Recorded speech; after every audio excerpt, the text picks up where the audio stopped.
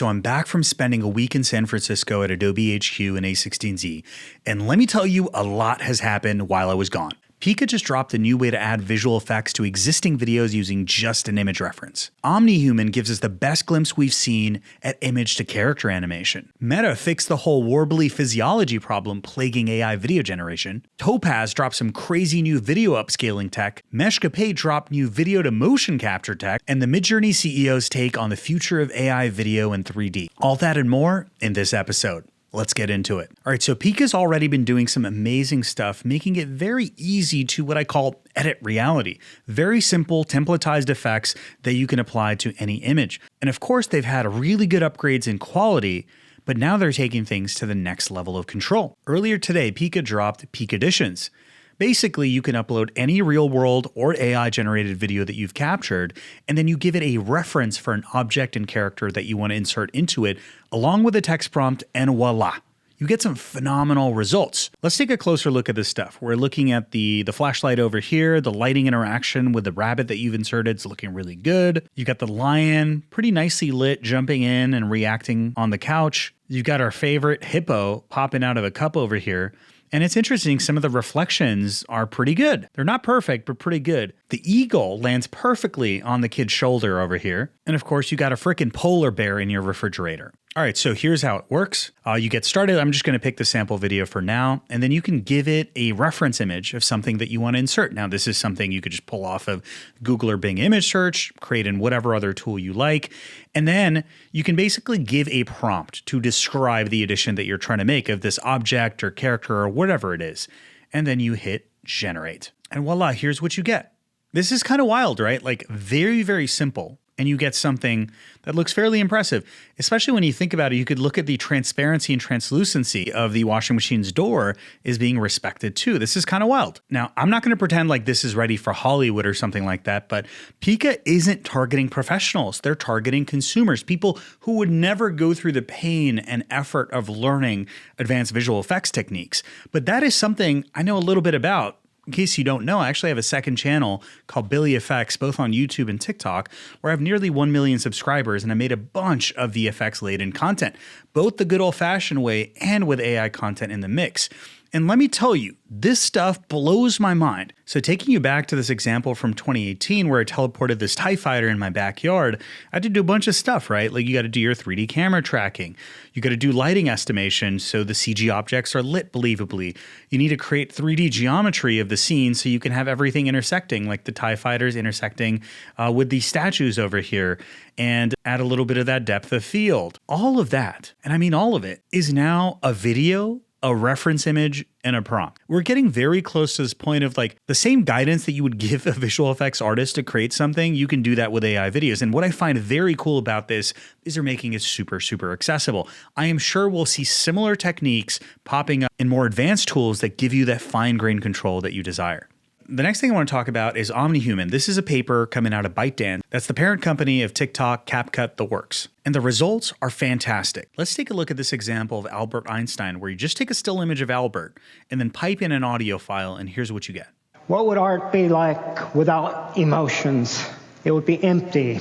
What would our lives be like without emotions? They would be empty of values. So a famous classical poet said, "We hate and we love. Can one tell me why?" Catullus. Science does not answer why questions. Now that's amazing, right? Because everything down to the breathing, the enunciation, the micro expressions on his face, the hand gestures is all being modeled really, really well. Here's another example emulating sort of the TED Talk format. And I know about this because I had the opportunity to stand on top of the Olympic podium and feel the weight of that gold medal around my neck. And this is really, really impressive to me. Like now, if you really, really go up close and you start looking at some of the details of the face, some of the clothing deformation, you can find signs that this is a generative AI video. But the fact that you can do this with just an image and an audio file is kind of wild. Speaking of TED examples, there are tools like Hedra that let you do this. But ByteDance has shown us an order of magnitude increase in quality and the ability to model not just the face itself, but also upper body movement very, very realistically, just like I'm moving my hands right now. Now, here's what makes it clever. Instead of having separate models for different tasks, right? Like let's say one for talking heads, another for full body movement, they created a single model that can handle different types of these driving signals to drive the final output, whether that's a text prompt, image prompt, or even pose estimation data. The real innovation is how they trained it. Rather than tossing out all the data that isn't perfect for every scenario, which is what most approaches do, they've got this smart training hierarchy. So if you look at all these modalities, right, like text, image, audio, and then pose estimation data, they've got this hierarchy where they're outlining the stuff that's like strongly motion related, right? Like obviously full body pose would pop into that. Obviously, if you've got audio that is more related, and there are other signals that are weakly related to motion. For example, just the image itself. Now, of course, the results are super, super impressive because you can feed in just a single image and then along with text, audio, maybe even video to condition the movement and get something fantastic. And this example really puts it to the test. This is the actual footage.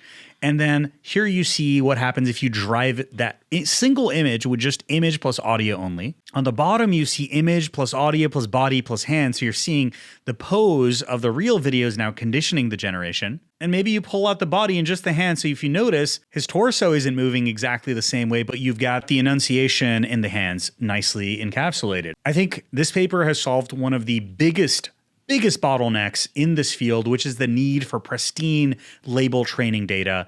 And so by being smarter about how they use, in quotes, imperfect data, they might have found a path to building far more capable general purpose animation models. Now, speaking of animation, a lot of people say, but AI will never get good at motion and physics. Well, this paper out of Meta AI called VideoJAM entered the chat and said, hold my beer. They basically introduced motion priors and outperformed Runway, Sora, Kling. Oh, and it works on pretty much any video model with minimal tweaks. So I think we've all seen the crazy warbly physiology videos, and this fixes that problem significantly. Now let's get into the paper itself. This might look a little bit scary, but let me tell you basically what it means. The key word is JAM, Joint Appearance Motion Representation. So look, the current crop of video models are really, really good at making videos look good frame by frame, but they really struggle when things move naturally. Now you've obviously seen those AI videos where people have way too many limbs doing a cartwheel or objects just like passing right through each other.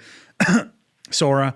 Now, this team of researchers led by lead author Hila Shafir figured out something very, very interesting. The way we train these models actually makes them focus too much on making the individual frames look really pretty at the expense of overall motion. So they developed VideoJAM, which basically teaches the model to consider both appearance and motion in concert. So the key insight here is having the model learn this joint representation, meaning it learns to predict not just how the video should look, but also how things should move at the same time. They also added this neat inner guidance system that helps keep the generation self-consistent and coherent. What's also cool is that it's very lightweight. There's just a couple linear layers added to existing models, but it makes a huge difference. Just look at the left and right comparisons over here. I mean, this is the meme video we've seen of all the gymnasts, and now it looks a lot better. Same thing with this dog jumping over this beam over here, or the chef chopping up some sushi. I mean, VO hits this quality already. We don't know the exact insides of VO, but my God, this looks pretty fantastic. And so the fact that this technique can be applied to any video model with minimal adaptations, and by the way, no modification to the training data. You're literally getting the model to consider both the appearance and the motion at the same time, means that most products and services out there could be implementing this. Very, very exciting for AI video. You know, it reminds me of this other paper that kind of went under the radar called Samurai, which basically takes Meta's Segment Anything Model 2 and makes it way better at tracking objects. And the cool idea here is very, very similar, where you not only consider where an object is, but where it's going, right? And by just making this very simple change, you don't even need retraining. It runs in real time, and you can see the comparison right here. It's staggering. This is also a good point to mention that Meta is actually accumulating quite a lot of generative AI video tech, and they're hopefully going to put it to work very soon in commercial products and services. I mean, if you missed Movie Gen, this is one of my favorite papers of last year. And what's cool about it is that it can handle all these complex visual effects tasks like replacing environments, doing set extensions, realistic lighting interactions. I mean, let's look at these example videos. They're absolutely wild. So here you're like, okay, I just want to swap the background with this text prompt and everything's perfect. Same thing. You're doing a set extension. You know, what would otherwise require adding CG objects and motion tracking stuff. Boom. Here you can add some like sparklers to the hands, maybe change the background to Aurora Borealis, and you've got the realistic lighting interaction with the skin and the face. Same thing here if you want to do a headset swap. Let me swap the headset and put the real face back in, or swap it with something else entirely. And again, you can see as the background lighting is changing with this like projection mapping visuals, you can see the added in visuals very nicely respond to those environmental changes. Now, I won't go into the specifics of how this model works, but it's really, really clever how they scaled up synthetic training data. But wow, they've got quite a repertoire of capabilities, and it'll be interesting to see how they roll them out. Now, Instagram CEO actually brought this up. Let's see if we can find it very quickly.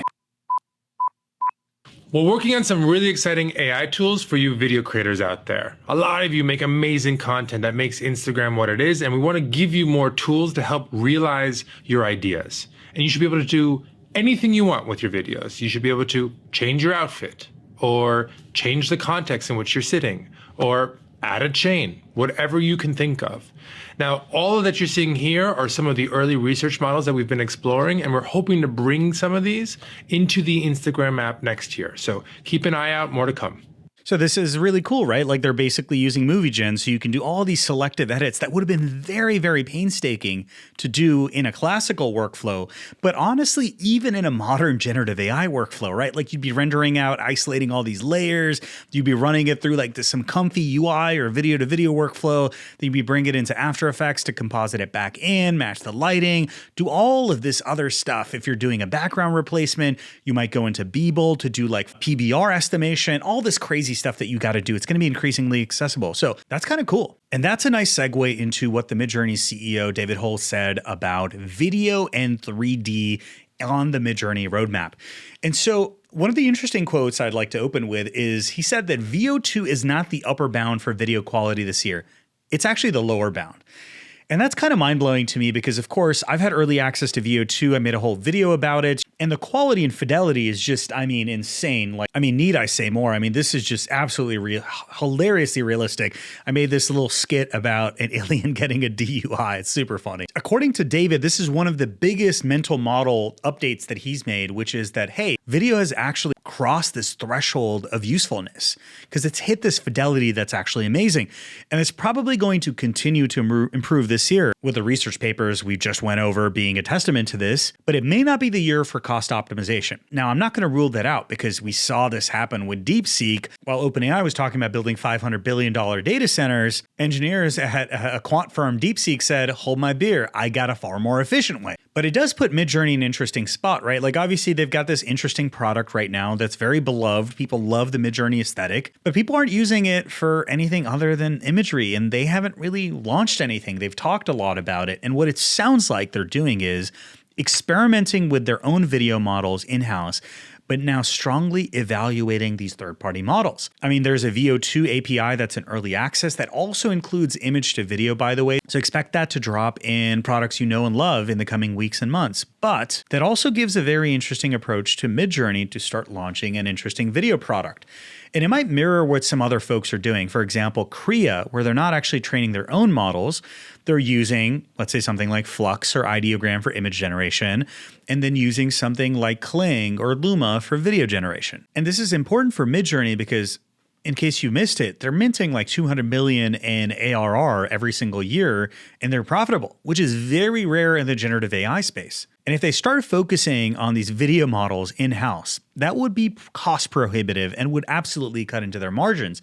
So that either means David and MidJourney needs to decide, hey, maybe we're actually not profitable next year, but let's train our own homegrown models, or they could just go partner. This is where David talked about the interesting challenge that they're facing, which is sort of big companies have the raw talent and compute, right? If you think about a company like Google, they've got YouTube to train on. They've got a lot of TPUs to train on. They've got world-class talent in Google DeepMind. And then on the other hand, if you take a startup like Luma, well-funded, really awesome, but hey, Not all that data, not all that compute. And of course, this might be the reason why MidJourney actually hasn't shipped anything on these lines, because what my buddies tell me is like they've been talking about this in all of the office hours, is that they're totally focused on image generation. And a lot of the folks internally in that team want to keep it that way rather than focusing on things like 3D or video, which could be viewed as a distraction.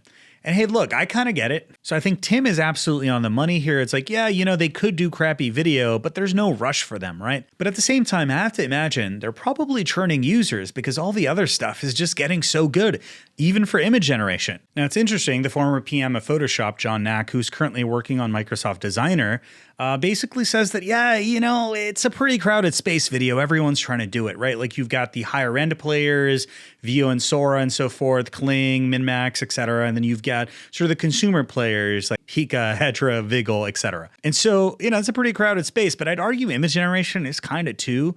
But there's so much to be done around image editing, graphic composition, which is where the 3D point is quite interesting.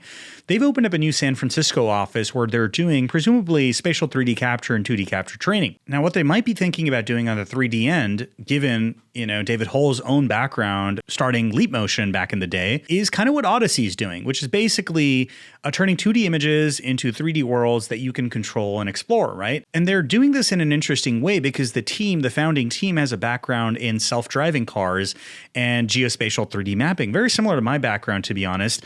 And they're using capture rigs like this one that my buddies over at Mosaic 360 make, which is these like heavy duty global shutter 360 camera rigs with really high grade sensors to do some amazing, amazing stuff. And so when you have data sets like this at ground level with such insane fidelity where you can like resolve the menu on the facade, this is some prime training data. So from something like this, you could basically create a image to 3D world model. And that's really exciting, right? Because imagine you're sitting in MidJourney and you're like, wow, I really, really like this shot.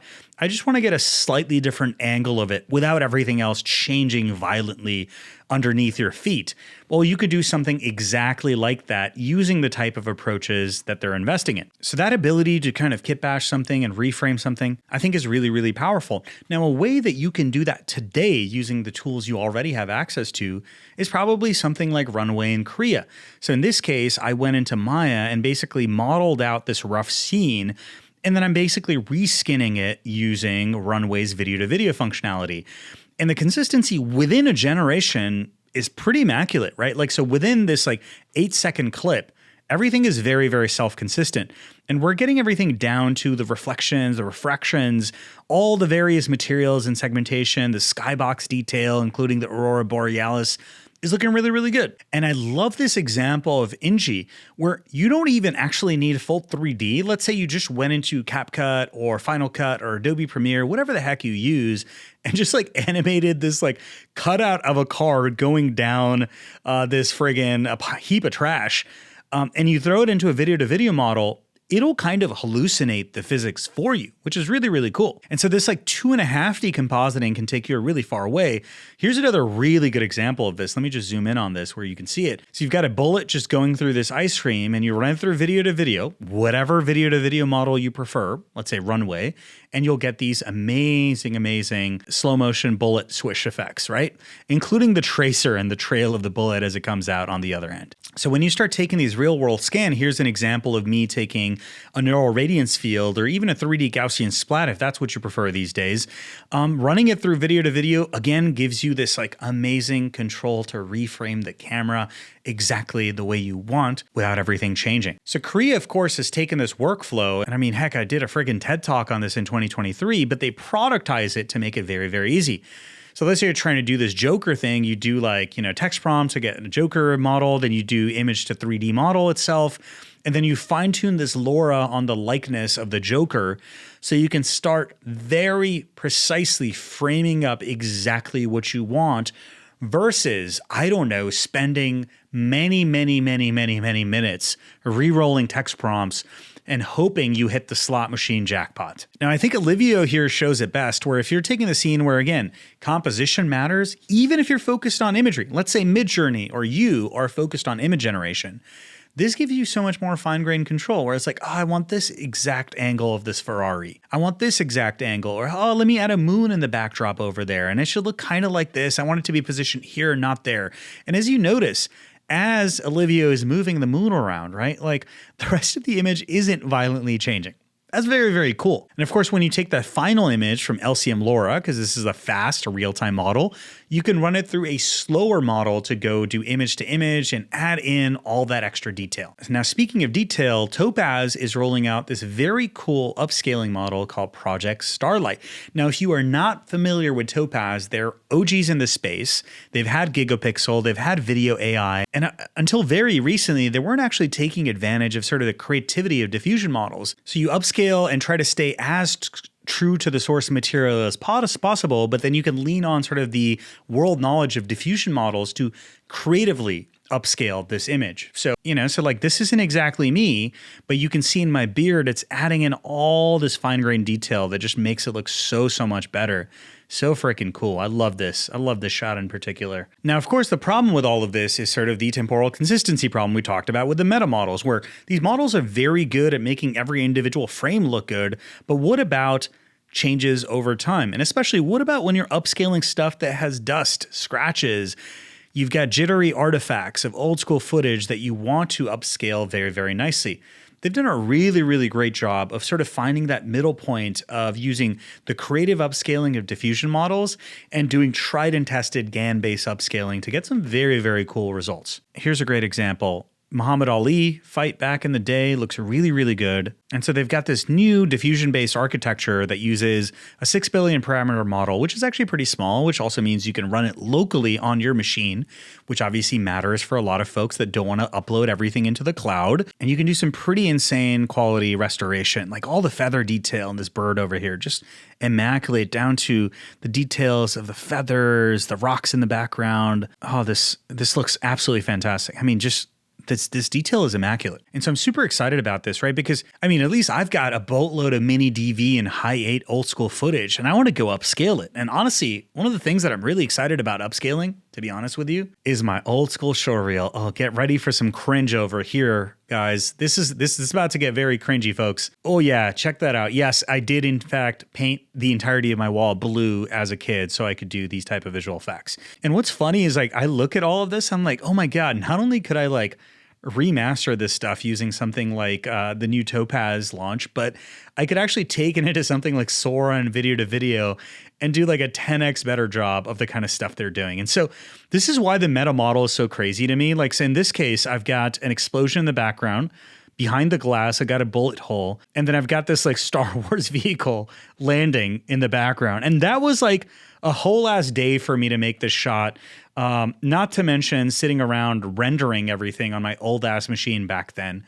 The fact that with that Pika tool, you could just do it in one go still kind of blows my mind. I don't think kids realize how good they have it these days. With that meta plugin doing this kind of explosion in the background with a nice light wrap, you can go take that slide in your park and turn that into a friggin' spaceship. You can go do CG characters where you become the Terminator and you're go duking it out with a bunch of other folks. I mean, I'm just super excited for what kids are gonna do. Like the next James Cameron is sitting in a basement somewhere and is gonna use these tools to blow our minds, and I literally can't wait. In fact, I kind of want to enable that. So now speaking of superpowers, another one is motion capture. So MoCapade launched this really, really cool new model called MoCapade 3.0. Basically, you can input 2D videos and it will identify not just a single avatar, but multiple people, and essentially give you a rigged 3D animation that you can toss into whatever 3D tool you like and be off to the races. You don't need those like multi-thousand, $10,000s of dollars worth of really crazy motion capture suits that have those like military grade IMUs in them. Just use freaking video, especially for the kind of content that you're doing, and including not just capturing the animation of the person, but also the camera move itself. So you're probably familiar with Wonder Dynamics. Now this thing came out like 2 years ago. In fact, I had it in my TED Talk for 2023. And back then, this was state of the art, where basically it could, do full body pose estimation in Paint U and then swap out this character with a very basic lighting estimation. And it looks really, really cool. Now, basically, they pulled apart that capability. And going back to the example I was showing you earlier, you can run these animations through a diffusion model and reskin it. And so this is also huge in terms of the slot machine problem, which is, hey, instead of prompting to get just the right movement, why don't you take your frickin' iPhone, do the movement that you want, get this sort of placeholder character and run it through your video model of choice. You can do some very, very cool things that way. Now, if you want to even bypass the motion capture step, right? Like you can make a frame of an image in Flux or MidJourney, and you could do what John's doing here is take something into Viggle. And you could take things a step further is take that Viggle animation that you get as an output and composite it into live action footage. You could take that image itself, toss it into something like Magnific to relight yourself and splice all of that stuff together. I mean, so all the primitives are kind of there to let you do some very, very cool things. And so it's interesting, like, which is the team that's going to bring this all together into one tool? Clearly, Korea is kind of more focused on the image generation aspect. They do offer video generation, but they haven't really gone deep into it. Is this an opportunity for MidJourney, maybe some other company like Adobe, to jump into the mix here and create something that's more closer to an After Effects and Maya or Blender replacement than it is a camera replacement, which is really how I think about most video generation tools. Like they're replacing the camera that's like recording me right now. Instead of having to record something, you're just generating it. So it's a virtual camera in a sense. And really all of these are kind of virtual production techniques, but they're getting so democratized because again, this workflow that John is showing completely bypasses the 3D pipeline, right? Like MidJourney's trained on enough 3D tools that you can just generate this still image.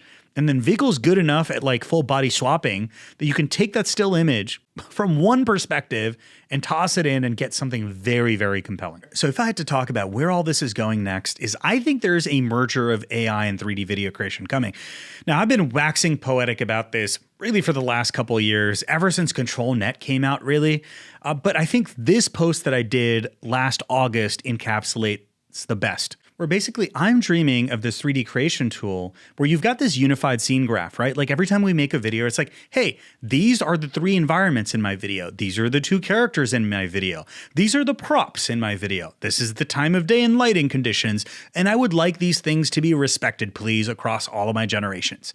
Now, of course, you get this stuff for free inside of 3D tools like Maya, Blender, or even Unreal Engine if you're doing more real-time stuff. But what I want is the ability to sort of gray box, storyboard out in 3D and get sort of the consistency and get the like fine-grained control of this 3D scene graph, toss it into these massive context window models. Like Gemini's at what, 1 million, 2 million token context window? That's like 2 hours of video. That's a lot of context. And then you can use multimodal prompting to breathe new life into it. So you're kind of in director mode. Imagine you got your Vision Pro on, you're in like spectator mode on your phone or your iPad, and you're basically using, if you've seen like ChatGPT advanced voice, like audio in, audio out models, and basically like directing your virtual characters like you would real characters. Like, so you're in that shot and you're like, hey, I want you to walk up to the ramen bar and say this to the chef over there. And the chef, I want you to lean in with this menacing look and say this back, etc. And you're there kind of like they're looping the motion. You're recording exactly the takes and camera angles you want. Now, what's cool about this, you toss that all into a timeline editing view,